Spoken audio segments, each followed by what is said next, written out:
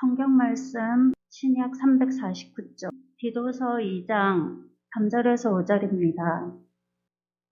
늙은 여자로는 이와 같이 행실이 거룩하며 모함하지 말며 많은 술의 종이 되지 아니하며 선한 것을 가르치는 자들이 되고 그들로 젊은 여자들을 교훈하되 그 남편과 자녀를 사랑하며 신중하며 순전하며 집안일을 하며 선하며 자기 남편에게 복종하게 하라. 이는 하나님의 말씀이 비방을 받지 않게 하려 함이라. 여러분들의 반대가 있을까봐 제목을 조금 숨겼어요. 그 뒤에 조금 더 들어가거든요. 풀네임은 다정한 사랑으로 남편을 사랑하라입니다. 근데 이게 남편 사랑에 너무 집중한다고 여러분들의 반발이 있을까봐 예배 전까지는 이 뒤를 숨겼어요. 다시 말씀드립니다. 제목은 다정한 사랑으로 어떻게 하라고요? 남편을 사랑하라입니다. 그러나 제가 조금 염려되는 것은 이렇게 말씀드릴 때 여러분들이 이 설교를 목사의 농담으로 알아듣지 않기를 바랍니다. 저는 지금 하나님의 말씀을 제가 부끄러워도 전하는 겁니다. 제가 잘해서 이렇게 하라라고 나처럼 하라라고 얘기하는 게 아니라 성경에서 말씀하시는 대로 여러분들에게 전달하는 겁니다. 슬프게도요, 많은 여성들이 결혼 1년쯤 지나면 상대가 멋진 왕자님으로 보이지 않습니다. 그쵸? 과연 무슨 일이 일어난 걸까요? 하나님은 남편에 대한 아내의 열정과 기쁨이 사라지도록 계획하셨다는 말은 여기저기 찾아봐도 발견되지 않습니다. 그런데 우리는 어느 때부터인가 남편에 대해서 사랑하지도 않고 기뻐하지도 않고 동지애로 살고 있습니다. 어쩌면 동지애보다도 정반대로 여기며 살기도 할 수 있을 것입니다. 그런데 오늘 성경은 뭐라고 얘기하시냐면 남편을 사랑하라라고 이렇게 얘기하고 있어요. 4절입니다. 그들로 젊은 여자들을 교훈하되 그 남편과 자녀를 사랑하며. 여기에 사랑은 사랑에 대한 원어가 몇 가지가 있는데 여기서 쓰였던 사랑은 필레오라는 사랑입니다. 우리는 보통 부부간의 사랑이라면 이게 에로스의 사랑이 아닐까, 육신적인 사랑을 얘기하는 거거든요. 그런 사랑이 아닐까. 아니면 성경에서 얘기하는 사랑이니까 거의 다 아가페 사랑이 아닐까. 아가페 사랑은 헌신적인 사랑을 얘기하는 겁니다.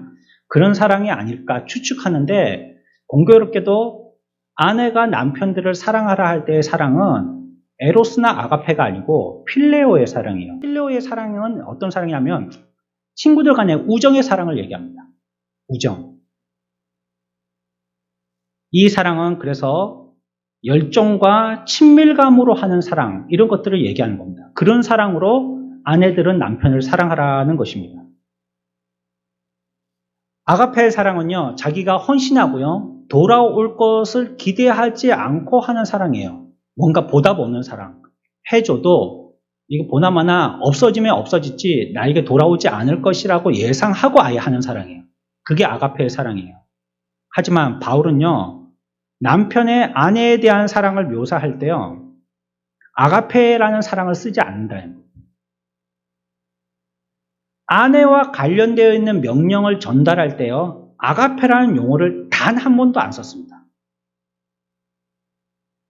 그게 더 큰 사랑이고 완전한 사랑 같으니까 아내가 남편을 사랑한다면 아가페로 사랑해야 될 것 같은데 이렇게 생각하지만 바울은 한 번도 아가페로 안 썼다는 거예요. 대신에 남편들이 아내를 사랑하라 할 때는 그 사랑에 아가페라는 단어를 썼습니다. 그러니까 남편들은 아내를 사랑할 때 헌신적인 사랑을 해야 된다 이 뜻입니다. 그러나 아내들은 남편을 사랑할 때 다정다감하고 열정적인 사랑을 해야 된다는 것이에요. 에베소서 5장 25절 우리 같이 한번 찾아봅시다. 한 절만 함께 읽읍시다. 시작.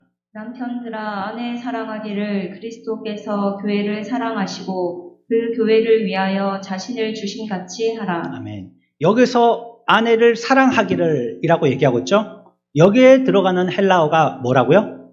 아가페라는 겁니다. 그러면 오늘 본문에서 나왔던 아내들아 남편과 자녀들을 사랑하라 할 때 그 사랑은 무슨 사랑이라고요? 필레오 사랑이라는 거예요. 우정, 다정다감하고 열정적인 사랑. 성경이 남편과 아내에게 결혼 생활의 의무에 관해서 명령할 때요, 그 서로의 각자의 약점을 고려해서 얘기하고 있어요. 서로의 약점이 무엇인지를 보고 그렇게 사랑하고 그렇게 결혼 생활을 하라라고 얘기하고 있다는 거. 갖추고 있다면 일반적으로 우리가 갖고 있는 것은요, 성경에서 더 이상 얘기하지 않습니다.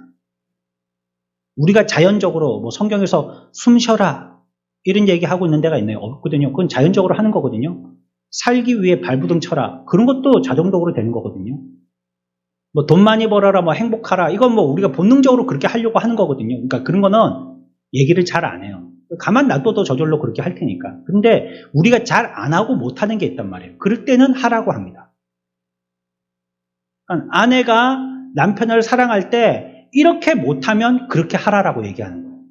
남편이 아내를 사랑할 때 그렇게 못하는 걸 그렇게 하라라고 얘기하는 거예요. 그렇기 때문에 남자에게 희생적인 사랑을 요구한다는 그 이유는요, 그런 사랑을 베풀기에 남자가 약하기 때문이라는 겁니다.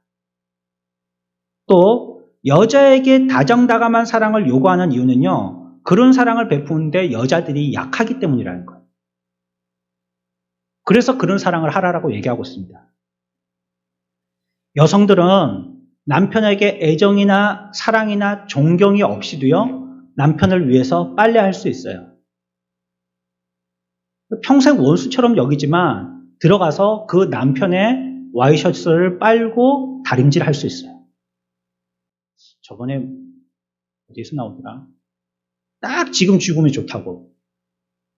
자기 부인이 남편을 보고 건강하고 병도 없고 지금 뭐 아프지도 않고 그러니까 딱 지금 죽기 좋다고 부인이 남편 보고 그렇게 얘기하더라고요. 그것처럼 딱 보기에 딱 죽었으면 싶은 그런 남편이라 할지라도 아내들은요, 집에 가서 그 남편 뒷바라지하고 또 출근할 때 아침에 새벽같이 일어나서 밥을 지어서 먹입니다. 얼마든지 그렇게 할 수 있다는 거예요. 하지만 남편을 사랑하라는 말을요, 뭐 집안일 하라는 말로 여겨서는 안 되겠죠. 그 이상의 뜻이 있는 것입니다. 아내는 남편들의 태도에 상관없이 다정하고 열정적으로 사랑으로 남편을 사랑해야 된다는 걸 얘기하고 있어요. 남편이 어쩌든지 말이에요. 그 태도가 어떻든지 뭐 눈꼴 시리든지 뭐 미워 죽겠든지 어쩌든지 아내들을 해야 될 일은 그와 같이 해야 된다는 거예요. 이 명령에 대해서 조건을 달지 않습니다. 단 남편이 남편 노릇할 때 이런 말이 없다는 거예요, 성경에. 아내들이 생각하는 옆집 이웃 남편처럼 정도로만 한다면 이런 조건이 없다는 말이에요. 무조건이에요, 무조건. 무조건으로 아내들은 남편들에 대해서 다정다감하고 열정적인 사랑이 있어야 된다라고 얘기하는 것입니다. 남편에 대한 사랑이 식었다면요, 우리들은 이렇게 물어보죠. 내가 결혼 생활을 계속 해야 되나? 남편한테 애정도 없고 사랑도 없고 이제 가슴이 뛰지도 않고 그런데 이 평생 집만 되는 이 남편하고 살아야 되나? 이렇게 질문하죠. 하지만 그리스도인들은 그렇게 질문하면 안 돼요. 질문을 바꿔야 됩니다. 아내로서 하나님의 복음의 말씀에 순종하려면 나는 어떻게 해야 될까요? 라고 질문해야 됩니다. 어쩔 때는 목사에게 와서 살할까요 말까요를 물어봐요. 그거는 목사가 결정해 주는 게 아닙니다. 자기가 결정하는 겁니다. 살까요 말까요? 그럼 목사가 그렇게 얘기했다가 어떻게 책임을 질 수 있어요? 살지 말고 그냥 갈라 쓰십시오 이렇게 얘기한다면 그 삶들을 갖다가 목사가 책임질 수 있냐고요. 그렇게 안 되잖아요. 우리는 근원적으로 책임 여부를 떠나서 이들에게 내가 복음의 말씀대로 하려고 하는데 말씀대로 하려면 나는 어떻게 해야 될까요? 라고 스스로에게 진지하게 물어봐야 돼요. 아내는 남편을 사랑해야 됩니다. 그것이 복음을 높이는 거고 하나님께 영광을 돌리는 겁니다. 아내가 빛나게 되어지는 방법이라는 거. 하나님이 만드신 아내가 아내로서의 역할을 감당하는 거라는 거예요, 그게. 그래야지 아내 역할을 한 것입니다. 그렇기 때문에 남편에 대한 사랑이 없다면요, 끝내려고 생각하지 마시고요. 하나님 앞에 엎드려서 내가 복음의 말씀대로 순종하려고 사랑하려고 하니까 내게 사랑을 주십시오라고 기도해야 돼요. 사랑하는 것이 내 일인데 내가 잘 안 되잖아요. 그러면 안 된다고 그냥 찢어버리고 말고 끝내지 마시고 내게 없는 것을 달라라고 그때 하나님 앞에 요청해야 된다는 겁니다. 십자가는 하나님께서 예수님을 희생시키신 곳이죠. 예수님의 고난과 희생으로 구원을 베푸신 하나님께서요, 그분이 죽으심에 통하여서 우리의 구원이 이루어졌잖아요. 그분이 고통당하심을 통하여서 우리가 구원받게 되어졌잖아요. 이것처럼 우리의 고난을 통하여서도 하나님께서 무엇인가 구원의 선한 것을 계획하고 계신다는 것을 믿어야 된다는 겁니다. 고난 없는 성장은 없어요. 그래서 성장하려면 반드시 고난이 병행돼야 됩니다. 금요일도 말씀드렸죠. 심야기도 때에도 말씀드렸습니다. 조금 그렇게 힘겹고 어려운 그런 삶을 살아야지 그 사람이 단단해집니다. 강해져요. 남편과 관계가 좋지 못하다면 주님 앞에 마음을 쏟고 주님께 기도하십시오. 주님은 저와 여러분들의 어려운 처지들을 다 아세요. 뭐가 힘든 것인지, 어떤 문제에 지금 해결되지 않고 있는지 다 알고 계셔요. 하나님은 크신 사랑으로 저와 여러분들의 결혼 생활을 보호하십니다. 우리에게 하나님께서 이와 같이 두 사람이 하나가 되도록 가족을 이루도록 하신 것은요, 그것은 분명히 하나님이 우리에 대한 유익의 목적이 있으시기 때문이에요. 무엇인가 유익되는 면이 있기 때문에 우리를 부부로 묶으신 것이고요. 이거는 분명히 하나님의 그와 같은 선한 목적이 있다면 이거는 곧 하나님의 영광과 직결된 것입니다. 두 사람이 부부가 되어서 가족이 되어진다는 것은 하나님께 영광이 되도록 하셨다는 것입니다. 그러니 저와 여러분들 어렵고 힘들 때 특히 이 여바나바와 회원들 우리 하나님 앞에 이 부분을 두고 아내들은 남편을 사랑할 수 있도록 은혜를 구하십시오. 기도하십시오. 이 부분은요, 꼭 뭐 부부간이 아니더라도 미혼인 또 뭐 혼자 계신 분이더라도 다 마찬가지입니다. 내가 미워하는 사람이 있다면 그 관계를 통하여서도 하나님이 유익을 얻고 구원을 이루시고 영광 받으시려고 하시는 계획이 분명히 있으셔서 이 일을 주신 것이니까 저 사람 없애주세요 그러면 안 돼요. 내가 어디로 갈까요? 이것도 안 돼요. 뭡니까? 내가 그 사람을 사랑하는 것이 하나님의 뜻이니까 사랑할 은혜와 충만하게 주세요. 이렇게 기도해야 돼요. 우리는 모르잖아요. 우리의 앞일을 모르잖아요. 하나님이 이 일을 어떻게 쓰실지 모르잖아요. 뭐 어떻게 하는 거예요? 인간이 한 치 앞을 어떻게 예상할 수 있어요? 모르잖아요. 만약에 아내들이 남편을 그와 같은 성경에서 얘기하는 이런 성경적인 사랑으로 사랑한다면 하나님께서 우리들에게 어마어마하게 놀라운 역사를 일으키실 수도 있어요.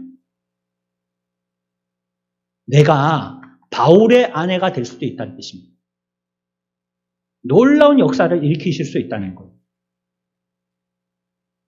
하지만 다정한 사랑으로 남편을 사랑하는 것은요, 결혼 생활을 한다고 저절로 되지는 않죠. 그 사랑을 하라 한다고 내가 저절로 되지 않죠. 우리들은 타락한 아담 이후에 본성적으로 사랑이라는 걸 잘 못하게 됐어요. 사랑에 병이 들어버렸어요. 그 똑바른 사랑을 못하게 됐습니다. 아니, 사랑할 능력이 우리들에게는 없어졌어요. 남편을 존경하거나 열정적으로 사랑하거나 다정다감하게 사랑하는 이런 사랑들이 아내들에게는 없어졌다는 말입니다. 남편에게도 그런 사랑이 없어졌고. 그래서 우리들은 대부분 본성대로 사랑하려고 합니다. 감정에 이끌린 사랑 있죠. 그냥 내가 마음에 좋아 보이면 하는 사랑 있죠. 이걸 하려고 한다는 것이에요. 그런데 그렇게 될 때 거짓 죄로 나아갈 위험이 큽니다. 본성대로 하는 사랑은. 그냥 죄 지은 그 육신의 몸대로 지금 하는 것이기 때문에 흘러가는 대로 그렇게 흘러가는 것은 죄 지은 모습 그대로 흘러가서 행동하기가 10중 8구인 거예요. 바울이 바로 가르치는 게 아니고 디도를 통해서 디도 네가 나이 많은 여자들을 잘 가르치고 권계해서 그 여자들이 젊은 여자들에게 남편을 어떻게 사랑해야 될지를 가르치게 알려주라는 거예요. 그러니까 이 말은 뭡니까? 저절로 사랑이 안 된다는 뜻입니다. 아내들이, 젊은 여자들이 남편을 저절로 사랑할 수 없다는 거예요. 그러니까 뭐 하라는 거예요? 나이 든 여자들을 통해서 뭐 하라고요? 가르치라는 거예요. 가르치라는 거예요.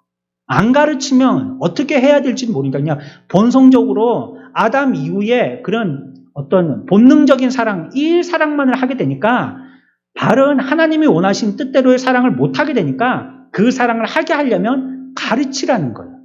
네가 가르쳐서 또 가르치게 하라는 겁니다. 그래서 남편을 사랑하는 것은요, 배워야지 할 수 있는 사랑입니다. 이건. 오늘 가서 북엇국 끓이고, 맛있는 조기 한 마리 구워놓고, 또 내일은 또 소고기 사다가 구워주고, 그렇게 하는 게 아니고요. 배워야 된다는 거예요. 주께 나와서 그 하나님의 은혜를 통해서 하나님이 우리를 어떻게 사랑하시는지를 배워서 우리들도 남편에게 그렇게 사랑할 수 있다는 것이에요. 그렇기 때문에 내가 지금 그 사랑을 나타내고 있지 못하다면요, 문제는 그겁니다. 뭐죠? 문제가 뭐예요? 내가 그 사랑을 하고 있지 못하다면 문제는 뭐예요? 내가 그 사랑을 배우지 못했다는 겁니다. 배워서 가르치라라고 얘기했는데 내가 그 사랑을 지금 하고 있지 못하잖아요. 그럼 내가 지금 못 배우고 있다는 겁니다. 문제는 뭡니까? 평생 원수인 남편이 문제가 아니고요. 배우지 않고 있는 아내의 문제라는 겁니다. 내가 안 배워서 그 사랑을 못하고 있다는 겁니다. 우리는 원래 그런 약점들을 갖고 있기 때문에 그렇게 서로 부부가 되게 하셨고 또 그러한 서로에게 대한 채울 수 있는 필요의 사랑을 우리들에게 요청하셨다고 했잖아요. 그러면 그렇게 해야 되는데 그렇게 못하고 있는 것은요. 진작에 우리가 그런 자들인데 그렇게 못하고 있는 것은 내가 그 사랑으로 사랑하지 않기 때문이라는 거예요. 자신의 마음을 잘 살펴봐야 됩니다. 내 속에 죄가 있으면요. 사랑이라는 것은 흔적도 없어집니다. 내 속에 그대로 그 자리에 주저앉아 있으면요. 따뜻한 애정은 아예 없어요. 뭐가 생기느냐?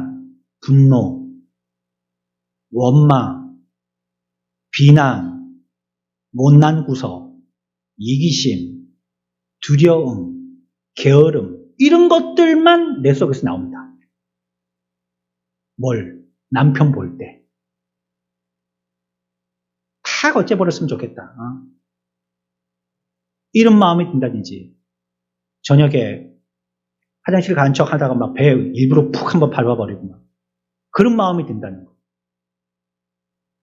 그러니 우리 가운데 있는 내 속에 이와 같은 사랑이 없는 나의 죄의 문제가 해결되지 아니하고서는 남편을 온전히 사랑할 수 없다는 것이에요. 잠언 4장 23절 찾아봅시다. 914쪽. 우리 이어 바나바의 회원들만 잠언 4장 23절 한 절만 읽습니다. 시작.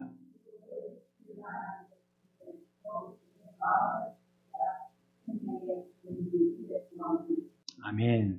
남편에 대한 다정한 사랑을 키우고 싶다면요. 필레아의 사랑을 하라고 했으니까 그 사랑을 하고 싶다면요. 죄로부터 우리의 마음을 지켜야 된다는 겁니다. 내 마음이 죄의 오염에서 벗어나도록 해야 된다는 것입니다. 그래야지만 그 사랑을 할 수 있다는 거예요. 하나님이 감정을 왜 주셨을까요? 여러분들 생각해 보신 적이 있어요? 사랑이나 미움이나 아픔이나 슬픔이나 기쁨이나 이런 감정을 왜 주셨을까요? 하나님이 우리들에게 감정을 주신 이유에 대해서 성경이 쭉 얘기하고 있는 걸 좀 살펴보면 우리들은 이런 결론에 도달할 수 있는데 죄에 대하여서 우리가 어떻게 반응해야 될지를 알도록 우리들에게 경고하시도록 감정을 주신 거예요. 성경에 보면 많은 사람들이 죄에 대하여서 반응하는 태도들을 감정으로 드러내고 있거든요. 어떤 사람은 기쁘게, 어떤 사람은 슬프게, 어떤 사람은 다른 더 타락하는 모습으로, 어떤 사람은 더 거룩한 모습으로. 감정이라는 것은 그래서요, 이것이 죄라는 것을 우리들에게 가르쳐 줄 때 감정이 발동됩니다. 하나님은 그 감정을 통하여서 죄에 대하여서 경고하시려고, 사이렌을 울리게 하시려고 우리 가운데 예민하고 민감한 감정을 넣어주신 거예요. 그걸 통해서 그 죄는 멀리하고 너가 조심해야 될 것이라는 것을 알도록 하기 위해서라는 거예요. 그러니까 죄를 지면 두려워하고요. 죄를 깨닫게 되고 자각하게 됐을 때 슬퍼하게 되고 거룩하게 되고 공의로 행하게 됐을 때 기뻐하고 하나님을 찬양하게 되고 우리의 마음의 감정이 이와 같이 죄에 대해서 반응하게 되더라는 것입니다. 인간의 마음이 부패했다는 말씀을 우리들이 믿고 있다면요. 그 인간의 부패한 마음을 치유하시는 치유책도 성경이 우리들에게 제시하고 있다는 것을 믿어야 됩니다. 남편을 나 같은 죄인으로 생각한다면요. 너그럽게 대하지 못하고 불만만 터뜨리고 싶은 생각을 물리칠 수가 있는 거예요. 전화 나나 똑같이 죄인이니까 말이죠. 남편도 고쳐야 될 점이 있죠. 하지만 아내는요. 남편의 잘못된 점을 갖다가 겸손한 태도로 바로 잡아줘야 할 책임이 있는 거예요. 그게 평생 부부로서 살아가면서 해야 될 일입니다. 그러려면 먼저는 아내라는 거예요. 먼저는. 아내가 먼저라는 거예요. 아내가. 남편의 잘못을 지적하기 전에 아내는 먼저 자신의 죄를 뉘우쳐야 하는 것입니다. 내가 지금 죄에 대해서 어떤 태도를 취하고 있는지 자기 스스로에 대한 죄에 대한 나의 반응들을 자꾸 유심히 살펴봐야 된다는 것입니다. 마태복음 7장 5절이요. 한 절만 같이 읽습니다. 시작. 의식하는 자여 먼저 내 눈 속에서 들보를 빼어라. 그 후에야 밝히 보고 형제의 눈 속에서 티를 빼리라. 아멘. 이건 굉장히 상식적이죠. 그렇죠? 다른 사람을 바르게 보려면 내 시각이 조종돼야 돼요. 눈 나쁘신 분들요. 안경을 빼면 앞에 있는 게 흐릿해갖고 제대로 똑바로 안 보이잖아요. 가까이 있는 게 안 보이든지 멀리 있는 게 안 보이든지 똑바로 안 보이죠. 그거는 물론 저 멀리 있는 게 희미하고 멀리 있기 때문에 안 보이는 이유도 있어요. 그리고 그 물체가 또렷한 색깔로 칠해져 있지 않기 때문에 잘 안 보이는 그런 이유도 있어요. 그러나 먼저는 내 눈이 나쁘기 때문에 안 보인다는 걸 알아야 된다는 거예요.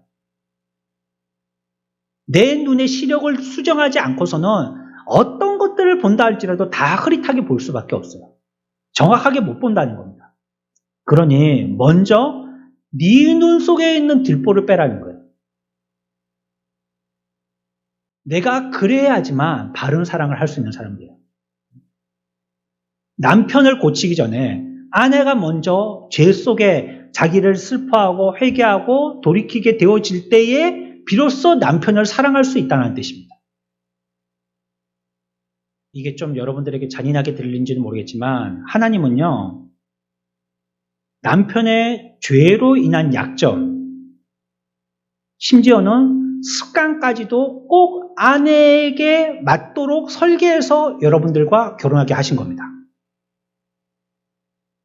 나는 그런 성질이 없는데요. 나는 그런 거 잘하는데요. 쉽지만 하나님이 여러분들에게 그 남편을 보내주신 것은 그리고 아내들이 보기에 그게 결정적인 죄고 그 습관은 꼴도 보기 싫고 그런 행동은 나하고는 너무 안 맞아 하는 것도요. 여러분들에게 딱 맞기 때문에 그렇게 해서 여러분들 앞에 세워놓은 겁니다. 잘 보시면 내게 그런 게 있습니다. 그러니까 남편을 욕하는 것은요. 사실은 스스로 누워서 침받는 것입니다. 내가 이렇게 못났어 라고 얘기하는 거예요. 남편을 욕하는 건. 그런데 이것을 왜 주셨다고 그랬어요? 서로가 그렇게 약점이 있지만 약점이 있는 것을 하나님이 그와 같은 사랑의 방법을 통해서 그것을 메꾸라고 주셨는데 그걸 통해 가지고 그리스도를 더욱더 닮아갈 수 있기 때문인 거예요. 이와 같은 죄와 부족함을 극복해 나가는 과정을 통해서 우리가 그리스도인이 된다는 것이에요. 자신의 죄를 의식하는 데서 오는 이러한 겸손들이 필요합니다. 이게 성숙한 성도가 지녀야 할 덕목 중에 하나인 것이죠. 여기 보면 아내는 남편들이 잘하는 것보다도요, 잘못하는 일에 더욱더 촉각이 곤두습니다. 남편들도 마찬가지겠죠. 잘하는 것보다 잘못하는 일에 더 촉각이 곤두쓰죠. 그렇게 되면 분명히 감정이 나빠지겠죠. 하지만 아내들은요, 남편의 훌륭한 측면에 초점을 맞춰야 됩니다. 잘하고 있는 거. 다른 남편들은 못하는 거. 나는 못하는 거. 내게 없는 거. 여기에 초점을 맞춰야 되는 거예요. 한때 남편은 그녀의 삶에 제일 중요한 사람이었지만요, 시간이 흐르면서요, 제일 중요한 그 타겟이 바뀌어지기 시작합니다. 이제, 아이고, 꼴도 보기 싫다 하면서 그 눈이 자녀에게 갑니다. 아니면, 아이고, 자녀도 배신자들, 키워놔봤자 소용도 없네 하면서 친정으로 갑니다. 이 다 옳지 못한 비성경적인 태도입니다. 그리 하면 안 된다는 게 아니고요. 비성경적입니다, 그게. 여러분들이 만약에 여러분들의 시각이 남편에게 맞춰져야 되는데 그 남편에게 맞춰졌던 시각이 다른 데로 흩어진다면 이거는 복음적으로 살고 있는 게 아니라는 뜻입니다. 성경은 남편과의 관계가 하나님과의 관계 다음으로 중요하다고 얘기하고 있어요. 창세기 2장 봅시다. 18절. 우리가 지금 3일 예배 때 보고 있는 말씀이죠. 창세기 2장 18절입니다. 다 같이 읽읍시다. 시작. 여호와 하나님이 이르시되 사람이 혼자 사는 것이 좋지 아니하니 내가 그를 위하여 돕는 배필을 지으리라 하시니라. 아멘. 여기 잘 보십시오. 여호와 하나님께서 말씀하시는데요. 사람이 혼자 사는 것. 자, 여기에 사람이라는 단어가 나오죠. 이 사람은 누굴 얘기합니까? 우리 전에도 얘기했죠. 누굽니까? 누구예요? 아담입니다. 왜? 2장에서 아담이 나오고요. 하와는 3장 가야지 나옵니다. 2장 끝에 보면은 그제서야 이제 여자를 만드시고 이후에 가야지 3장에 여자가 나오는 겁니다. 그러니까 여기서 18절까지 해서 얘기하고 있는 이 사람이란 건요. 묻지도 따지지도 말고 전부 다 사람은 아담입니다. 아담. 그러면 이 말은 무슨 말이냐면 지금 여자가 만들어지는 이유가 뭐 때문에 만들어진다고요?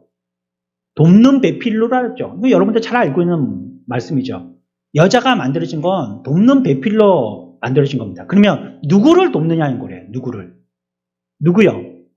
예. 남편인 아담을 돕기 위해서 진 겁니다. 여러분, 아내는요, 자녀들을 돕기 위해서 지은 존재들이 아닙니다. 아내들은 자녀들을 돕는 역할로서 지어진 게 아니란 거예요. 또 아내들은 친정집을 돕는 용도로 돕기 위해서 만들어진 것도 아니라는 거예요. 아내가 지어진 목적의 성경의 2장 18절의 말씀은 유일하게 남편을 돕는 목적입니다. 그 아내들은 남편을 돕는데 하나님께서 그 목적을 두고 배필로 지으셨다는 거예요. 그게 2장 18절 말씀입니다. 그러니 이것도 생각하고 저것도 생각해야 되겠지만 첫 번째로 생각하고 무엇보다도 먼저 관심을 기울여야 되는 대상은 누구예요? 그 모습이 어떨다 할지라도 무조건 남편입니다. 오늘날 남자들이 불쌍합니다. 전 남자 아닙니다. 목사입니다. 정말. 남자들이 불쌍합니다. 왜? 집에 가도 자기 편이 없는 거예요. 회사 가면 자기 편이 있나요? 뭐 이래라 어째라 저래라 뭐 전부 다 시킨 사람만 있죠. 여기서 치우고 저기서 치우고. 물가는 얼마나 올라갑니까? 많이 갖다 주고 싶죠. 많이 줘야지 받아갖고 갖다 주죠. 주질 않는데 어디서 받아갖고 갖다 준단 말이에요. 바가지 긁을 필요가 없어요. 요즘 바가지 긁는지 모르겠지만. 그 소용이 없는 거예요. 힘들게 일하잖아요. 평생 가족을 위해서 일하잖아요. 근데 나중에 나이가 들어서 보니까 자기 주변에 아무도 없는 거예요. 아내들은 남편 정냄이 떨어진다고 자식에게나 자기 친정집에 온 관심이 다 쏟아져 있고, 남자는 말하지 않지만 누군가 말 걸어오기를 원하는데 아무도 주변에는 없다는 거예요. 자녀들은 그쯤 돼가지고 다 공부하고 직장 구한다고 바빠서 밖으로 다 나가고. 언제 다 모이느냐? 임종 직전에 다 모입니다. 그 전까지는 다 모일 일이 거의 없습니다. 다 자기 살기도 바쁘니까. 부인조차도 임종 직전에 찾아옵니다. 무엇보다도 아내들이 첫 번째로 생각하고 관심을 둬야 될 대상은 남편입니다. 사실 자녀들을 가장 큰 사랑으로 사랑하는 방법이 무엇이냐면 아내들이 남편을 사랑하는 것입니다. 만약에 아내들이 남편을 뭐처럼 생각하고 맨날 뭐라고 해보세요. 자녀들이 그걸 다 보고 듣습니다. 그래서 그 자녀는 성장해서 결혼하게 될 때에 그 비슷한 결혼 생활을 분명히 하게 됩니다. 왜? 자라면서 계속 보고 들은 게 그거니까. 맨날 아빠는 머리를 푹 숙여야 돼. 아무 말 말할 때마다 두드려 맞아. 그 대꾸하면 안 돼, 아내한테. 잘못했다고 해야 돼. 이것만을 보는 거예요. 평생 그것만 보는 거예요. 그러면 어떻게 돼요? 그 자녀들이 결혼할 때도 남편은 그와 같은 역할을, 아내는 또 그와 같은 역할로 그 역할을 똑같이 반복하게 되더라는 거예요. 자녀에게만 관심을 가지는 게 아니라 남편에게 관심을 가지는 게 곧 자녀에게 관심을 가지는 게 되게 된다는 거예요. 그 성경에서 얘기하고 있는 진리는 그대로만 하면 혹시 이거는 어떻게 하는 이 모든 문제들이 다 보완됩니다. 그러나 우리가 인간적으로 이거 수습하고 저거 수습하고 이렇게 해갖고 하려고 하잖아요. 다 안 됩니다. 다 안 돼. 기초가 없는데 그 위에 뭐 63빌딩을 지어봤자 아무 소용이 없는 거예요. 우리는 예식장에서 죽음이 갈라놓을 때까지 서로를 사랑하고 존중하겠다고 맹세했습니다. 이 맹세의 뜻이 뭡니까? 소중히 여긴다는 것은요, 사랑스러워하고 자상하게 하고 보살피고 배려한다는 뜻입니다. 그것이 소중히 여긴다는 뜻이에요. 그렇다면 어떻게 해야지 남편이 소중히 여김을 받는다고 느낄 수 있을지 아내들은 공부해야 됩니다. 남편이 어떨 때 자기가 소중히 여김을 받는다라고 생각할지 모르면 물어봐야 된다는 거예요. 당신은 내가 어떻게 하니까 소중히 여김 받는다고 느껴? 이렇게 물어봐야 된다, 직접적으로라도. 필레오 사랑은요, 의무의 사랑을 얘기하는 것이 아닙니다. 남편과의 관계를 통해서 그 사랑으로 행복에 이르도록 하기 위한 하나님의 원리입니다. 하나님, 남편을 섬기는 데서 기쁨을 찾고 그가 즐거워하는 일에 관심을 기울여야 되는 거예요. 혹시 남편이 죽으라고 스포츠만 너무 열렬하게 사랑한다. 내 아내는 체력이 안 돼서 그걸 사랑하지 못한다. 그렇다면 그 일을 인정이라도 해야 됩니다. 맨날 당신은 나가서 운동만 하고 나하고 뭐 좀 하자고. 그 되나? 그게 안 되죠, 서로. 그러면 남편이 하는 일이라도 지지해줘야 된다, 말로. 그럼 집에서 널브러져가지고 말이에요. 술 먹고 담배 피고 아니면 뭐 TV만 보고 있고 하는 사람도 있는데, 아니면 뭐 나간 사람들도 있고 뭐 파탄 낸 사람들도 있는데, 그래도 남편은 건강해갖고 다시 또 생활하면 우리 가정이 좋은 거 아니에요. 하나님은 연애 기간뿐 아니라 결혼 생활이 지속되는 동안에 필요 사랑을 기를 수 있도록 우리들에게 은혜를 베풀어 주실 줄 여러분들 믿으셔야 돼요. 우리가 이 문제로 해결되지 않는다면, 아내들이 남편을 사랑하지 않는다면 아내들은 죄송하지만 하나님 사랑하기 어렵습니다. 사람을 사랑하지 않는데 하나님을 사랑한다는 것은 만무한 일입니다. 이것이 되지 않는데 하나님을 열심히 사랑해. 안 되는 겁니다, 이게. 그래서 처음에 첫 단추를 잘 끼워야 됩니다. 그래서 우리가 창세기 2장에서도 가족에서부터 시작하잖아요. 가정으로부터 시작을 하잖아요. 여기서 문제가 있으면 내 신앙도 저의 신앙도 교회도 하나님의 영광도 다 잘못되고 마는 것입니다. 미혼인 여러분들 또 혼자 계신 분들도 마찬가지입니다. 내가 하나님께 대해서 어떤 사랑을 하고 있는지, 나는 그와 같은 죄의 문제가 발생되고 있지 않은지, 하나님께 사랑을 하고 싶지만 그것이 우리에게 가림막이 되어 있지 않은지, 그렇다면 먼저 내 눈에 들보를 뽑고 그와 같은 사랑을 하라 했으니까 나도 그 사랑을 하기에 애쓰고 노력하는 자가 되어지고 그것에 관심을 기울이는 자가 되어져서 우리 이여 바나바와 회원들 그리고 우리 사랑하는 모든 선한 목자교회 성도들이 하나님 앞에서 주님을 남편으로 모시고 또 우리에게 주신 육신의 남편도 하나님께서 우리들에게 구원에 유익토록 주신 남편인 줄 믿고 이를 통해서 구원을 이루어가는 복된 저와 여러분들의 삶들 되시기를 축원합니다.